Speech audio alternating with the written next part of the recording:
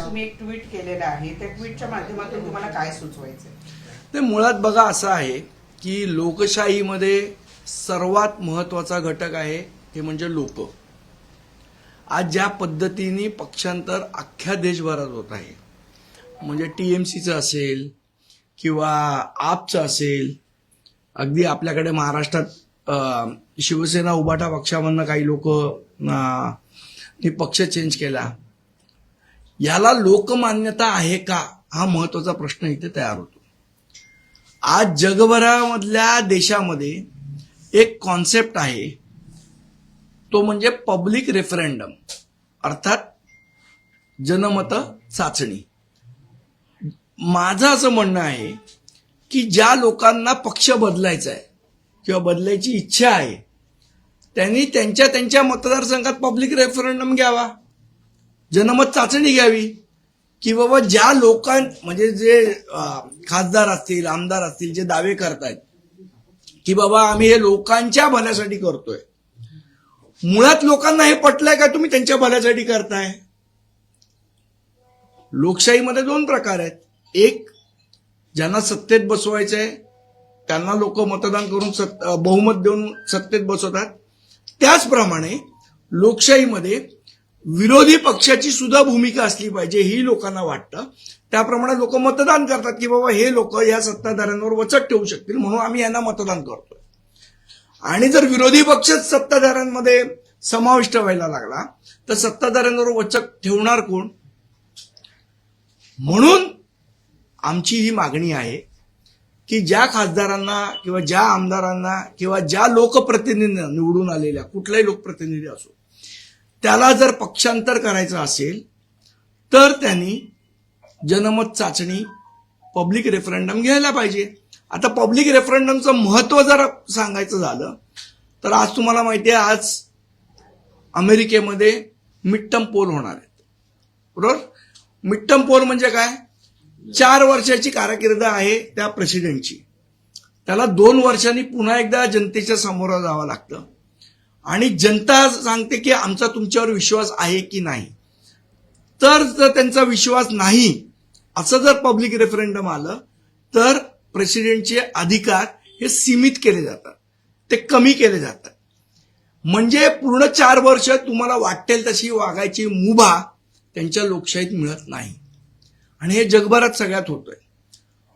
मग जगभरातली सर्वात मोठी लोकशाही कुठे आहे तर ती भारतात आहे. मग जर छोट्या छोट्या लोकशाहीमध्ये या पब्लिक रेफरंडमची तरतूद आहे, सार्वमत जनचाचणीची तरतूद आहे, तर ती भारतात का नाहीये? माझं तर अजून याच्या पुढे जाऊन म्हणणं आहे की शेड्यूल 10 मध्ये जे काय बदल आहेत त्याच्यामध्ये एक पब्लिक रेफरंडमचा पण क्लॉज ऍड करावा. जर त्या आमदाराला किंवा त्या खासदाराला किंवा त्या लोकप्रतिनिधीला जर जनतेने कौल दिला तर एक नीतिमत्ता पण ठरेल, आणि जर कौल नाही दिला तर त्यांनी राजीनामा द्यावा. शेवट लोकांनीच ठरवलं पाहिजे ना लोकशाहीमध्ये. निवडून गेलेल्या 9 लोकांपैकी 6 लोक नाही ठरवू शकत लोकशाहीमध्ये काय पाहिजे ते. त्यामुळे या पब्लिक रेफरंडमची तरतूद ही करावी. जर सरकार ही करणार नसेल तर माझी विरोधी पक्षाला विनंती आहे, त्यांनी संसदेमध्ये अशासकीय विधेयक आणावं. निदान संसदेमध्ये चर्चा तर होऊ द्या. काय आम्ही निवडून दिलेल्या लोकप्रतिनिधींचं पक्षांतराबद्दल म्हणणं आहे हे लोकसभेत सिद्ध होईल. विधानसभेत त्याची चर्चा घडवून आणा. लोकशाहीमध्ये चर्चा घडवूनही आणावीच लागते. मला असं वाटतं ह्या विषयावर अख्ख्या लोकशाहीमध्ये चर्चा झाली पाहिजे. समाजातले जे प्रतिष्ठित व्यक्ती आहेत, समाजातले जे विचारवंत आहेत, समाजातले बुद्धिवादी लोक आहेत, किंवा आता तर आमचे जेनझीचे लोक आहेत जे अतिशय नवीन नवीन कल्पना आणतात, त्या लोकांनी सुद्धा याच्यावर म्हणणं मांडलं पाहिजे. आणि अख्ख्या समाजामध्ये, अख्ख्या देशामध्ये हा जो पक्षांतर सर्रासपणे होत आहे, लोकभावनेचा आदर न करता, त्याला तुम्हाला लोकभावनेच्या आदराचं एक टेकू देता येईल, खांब देता येईल, सपोर्ट देता येईल, या गोष्टीवर विचार केला पाहिजे. यासाठी मी आता मला माहित नाही संजय राऊत इथे आहेत की नाही ते, पण मी संजय राऊतांना भेटून पण विनंती करणार आहे, जर तुमचे कुठलेले खासदार जर घेणार नसतील पब्लिक रेफरंडम तर तुम्ही एक पब्लिक रेफरंडम आयोजित करा. त्या मतदारसंघात जिथे तुमचे खासदार फुटून गेलेत ते एकदा त्यांना तरी कळू द्या त्या खासदारांना की आपण केले ते चूक केलं का बरोबर केलंय. आणि जर जनतेलाच सगळं मान्य असेल तर मग काय प्रश्नच नाही. पण जनतेला मान्य नसेल तर मला असं वाटतं त्या खासदारांनी राजीनामा दिला पाहिजे. पण तुम्हाला असं वाटतं का अशा पद्धतीचं जनमत चाचणी झाली आणि खासदारांच्या विरोधात मत गेलं किंवा आमदारांच्या विरोधात मत गेलं तर ते राजीनामे देतील? तेवढी नैतिकता आपल्या समाजात आपल्या राजकारणात आता आपण निवडून दिलेल्या लोकांना नैतिकता असावी आणि असली पाहिजे अशी माझी भावना आहे. आता आहे की नाहीये हे त्यांनी ठरवावं.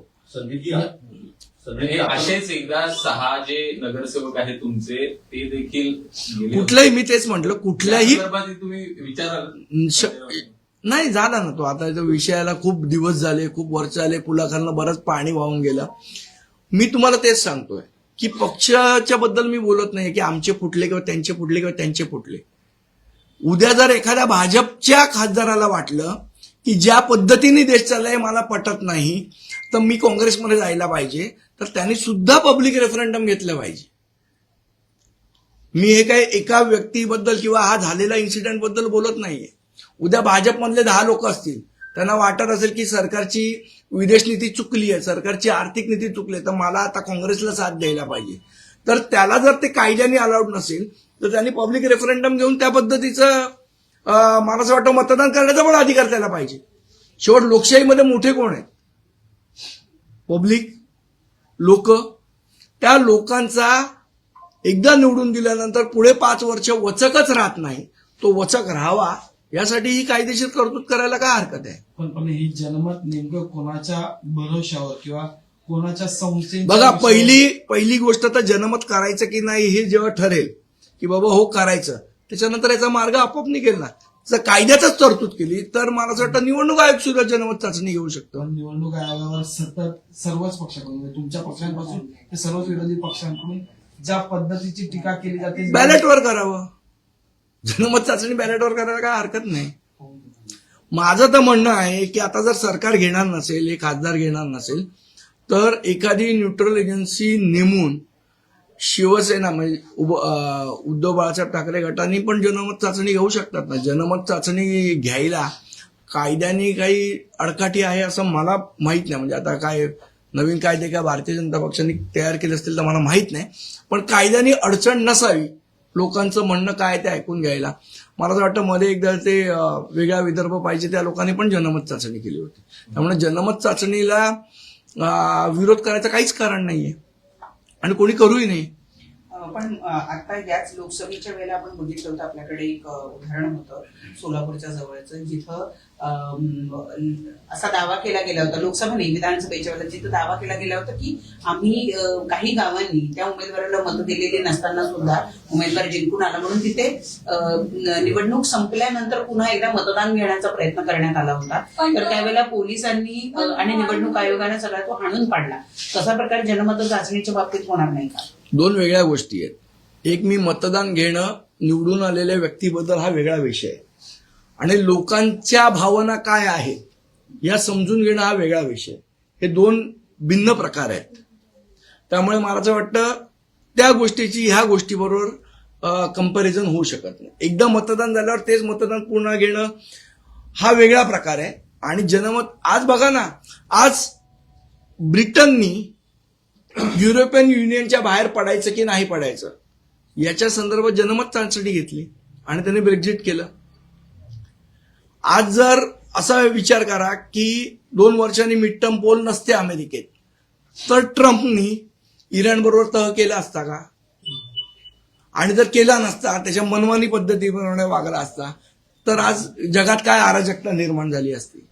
त्यामुळे या चाचणीची किंवा या प्रक्रियेचा किती महत्व आहे ते मला असं वाटतं या 2 उदाहरणातून सिद्ध होतं. अनेक राजकीय पक्ष निवडणुकीच्या आधी सर्वेक्षण करून घेतात पण आता त्या सर्वेक्षणांवर सुद्धा प्रश्न उपस्थित करण्यात नाही. बघा ही प्रक्रिया कशा पद्धतीने राबवली जाऊ शकते असं तुम्हाला वाटतं? मला असं वाटतं बघा मी काही यातला खासदारांनी समजा आता युबीटीनी समजा या संदर्भामध्ये जनमत चाचणी करवली ती त्यांच्या बाजूने गेली किंवा खासदारांच्या विरोधात दिली तर ह्याच्यामध्ये काय असेल? बघा, याच्यामध्ये असं आहे, तुम्ही अनेक न्यूट्रल लोक नेमू शकता की ज्यांच्या अध्यक्षतेखाली जनमत चाचणी, उद्या काही रिटायर्ड निवडणूक अधिकारी असतील त्यांनाही आपण अपॉइंट करू शकतो. मुळात घ्यायची इच्छा आहे का प्रश्न इथे निर्माण होतो. जर इच्छा असेल तर मार्ग निश्चित सापडेल. संदीपजी, 2 प्रश्न. तुम्ही म्हणालात की विरोधक आता सत्ताधाऱ्यांकडे वळताना पाहायला मिळतात. म्हणजे शिवसेना एमबीडी पक्षाचे 9 मधून 6 खासदार जवळपास आहे, पण तेच 2/3 खासदार ठरवतात की आम्ही पक्ष आहोत. लोकशाहीमध्ये डोकींना म्हणजे हेडना महत्व आहे, ते पण तुम्हाला माहिती आहे. मी तेच म्हणतोय ना की हेड काउंट करा. आता त्याच्या समजा शेड्यूल 10 मध्ये एक तरतूद आहे की बाबा नुसता ते 6 जण नाही, तर त्या 6 जणांबरोबर त्या ज्या मतदारसंघातले त्यांचे जे पक्षातले पदाधिकारी तेही त्यांच्याबरोबर आलेत की नाही वगैरे सगळं. आज बघा 5-5, 10-10 वर्ष झाले कोर्ट काय निर्णय देणार नाही आणि निर्णय देत नाही.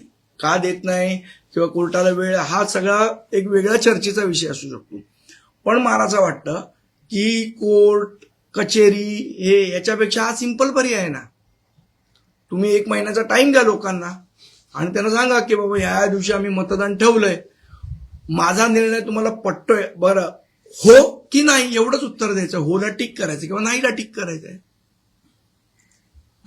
एवढं जर सिंपल गोष्ट होऊ शकत असेल तर मला असं वाटतं आज आपण ही जेवढी चर्चा करतोय की हे बरोबर आहे का चुकीचं आहे का, हे जण ह्यांना शिव्या घालणार, तो त्यांना शिव्या घालणार, त्याच्यापेक्षा लोकांचं मत काय आहे हे मला असं वाटतं डोळ्यात अंजन घालणारं ठरेल. तुम्ही जनमत चाचणीचा उल्लेख केला. आजपासून बंडखोर खासदारांच्या मतदारसंघामध्ये उद्धव ठाकरे जात आहेत. एकंदरीतच हा जनमत चाचणीचाच प्रकार आहे. नाही, जनमत चाचणीमध्ये लोकांचं म्हणणं बघा, शेवट सभेला आता तुमचे कार्यकर्ते आणि तिथले हे असतात. तुम्हाला जर खरोखर मला असं वाटतं या खासदारांना धडा शिकवायचा असेल तर मी विनंती करणार आहे संजय राऊत साहेबांना सुद्धा की त्यांनी जनमत चाचणी घ्यावी एखाद्या न्यूट्रल एजन्सीला नेमून, जेणेकरून या खासदारांना त्यांनी घेतलेला निर्णय योग्य आहे की नाही आणि लोकांना लोकभावना व्यक्त करता येईल. आज समजा मला एखादी भावना व्यक्त करायची आहे तर मी कुठे करायची व्यक्त? आज मी एका पक्षाचा प्रतिनिधी आहे त्यामुळे तुमच्याशी पत्रकारांशी बोलू शकतो. सामान्य माणसांनी कुठे व्यक्त करायची? त्याला भावना नाही, त्याला मत नाही, त्यांनी फक्त 5 वर्षांनी एकदा येणाऱ्या निवडणुकीतच मत व्यक्त करायचं का? एरवी त्यांनी करायचंच नाही. ज्याला मी निवडून दिलंय तो काहीतरी चुकीचं वागतोय हे जर त्याला सांगायचं असेल तर त्याला कुठला प्लॅटफॉर्म आहे अवेलेबल, कुठलं त्याला स्टेज अवेलेबल आहे, कुठलं व्यासपीठ अवेलेबल आहे त्याला की जिथे जाऊन तो सांगेल की मला हा निर्णय नाही पटलाय किंवा मला हा निर्णय पटलाय, अगदी योग्य करताय, हे जर त्याला सांगायचं तर त्याने कुठे जाऊन सांगायचं? 5 वर्ष थांबायचं? सध्या तरी तसंच दिसतंय. मग त्याला तुम्हाला उपाय शोधायला नको का? आपण लोक म्हणून आता मी बोलल्यावर काय लगेच उद्या जनमत चाचणी होईल अशातला काही भाग नाहीये, पण समाजामध्ये एक चर्चा घडावी या प्रामाणिक उद्देशाने हे मी म्हणणं मांडलं. खरं तर याला दोन प्रश्न होता की जनमत चाचणी म्हणजे लोकांच्या भावना व्यक्त करणं असं तुम्ही म्हणता. जसं बंड झालं आता नुकतंच, लगेच उद्धव ठाकरेंनी भांडूपचा दौरा लावला आणि मोठ्या प्रमाणात भांडूपकर किंवा मग तिथले शिवसैनिक पदाधिकारी या तिथली नागरिक म्हणा किंवा नागरिक ही सगळी मोठ्या संख्येने त्या ठिकाणी उपस्थित होती. मग त्याला काय नाही, मला असं वाटतं की जनमत चाचणी ही तुमचं जे म्हणणं आहे त्याला एक लीगल स्टेटस देईल. सभा मोर्चे यांना तो मिळत नाही, लेजिटिमेसी आपण ज्याला म्हणतो ती त्याला मिळेल, जी याला मिळत नाही. मग हे प्रत्येक लोकप्रतिनिधी बाबत असावं का? कारण की ज्यांच्यावर आता उद्धव ठाकरेंकडून टीका केली जाते तेच उद्धव ठाकरे मुख्यमंत्र्यांसोबत एकाच विमानानं प्रवास करताना पहिल्यांदाच हासून मला असं वाटतं ह्या कोलांट्या उड्या आहे याच्याबद्दल लोकांचंही काहीतरी म्हणणं असेल ना, तर ते म्हणणं व्यक्त कसं होणार? तो व्यक्त करायचा जर कुठलं व्यासपीठ असेल ती जनमत चाचणी आहे.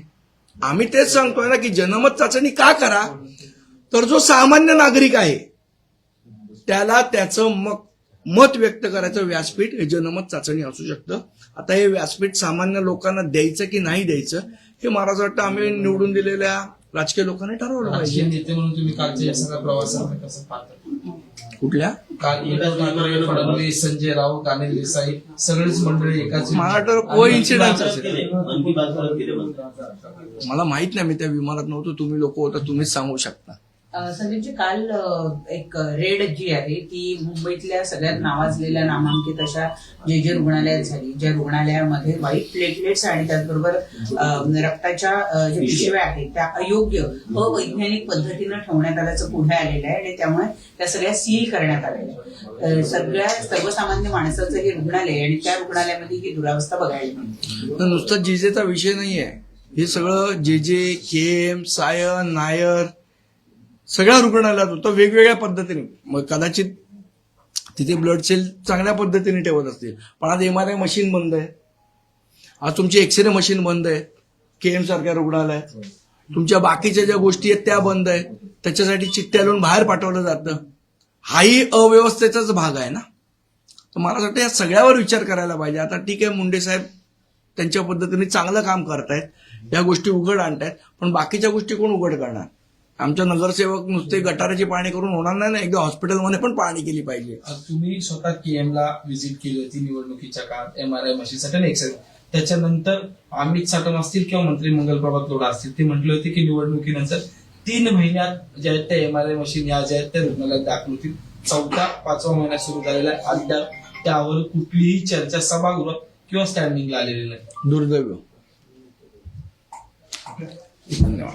नाही, दुसरा एक विषय होता, एक फार संवेदनशील मुद्दा म्हणलाय. त्यांचं मत असं आहे की दादरच्या स्मशानभूमीमध्ये जी बांबू वापरली जातात किंवा ईडीसाठी जे बांबू वापरतात तेव्हा त्याचा वापर दिवाळी कंदीलसाठी केला जातो आणि ते कंदील माहीमध्ये विकली जातात. असं कोण बोललं? विशाखा माहित नाही मला. मला कल्पना आहे त्या विषयावर मी कसं बोलू.